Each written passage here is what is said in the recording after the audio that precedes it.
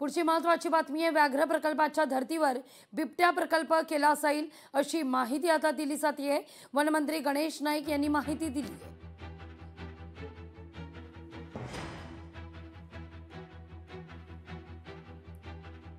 जशा प्रकारचे वाघांच्या ज्या ठिकाणी प्रकल्प आहेत, तसं ताडोबा पेंच, तशा प्रकारचे बिबट्यांसाठी सुद्धा असे 5-6 हजार हेक्टर जागेमध्ये प्रकल्प उभा राहून त्या ठिकाणी त्यांना त्यांच्या अधिवासामध्ये सोडण्याची प्रक्रिया। आणि आता बिबट्यांकरता म्हणजे त्याचं प्राणी संग्रहालय जिल्हास्तरीय करावं अशा प्रकारचा प्रस्ताव आहे। प्रत्येक जिल्ह्याच्या ठिकाणी जिथे सेंटर एरिया असेल वनविभागाची, त्या ठिकाणी प्राणी संग्रहालय करायचा निश्चित करण्यात आलेले आणि त्या अनुषंगाने वाटचाल सुरू झाली आहे। लोकशाही मराठी ऐका, पहा, जागरूक रहा।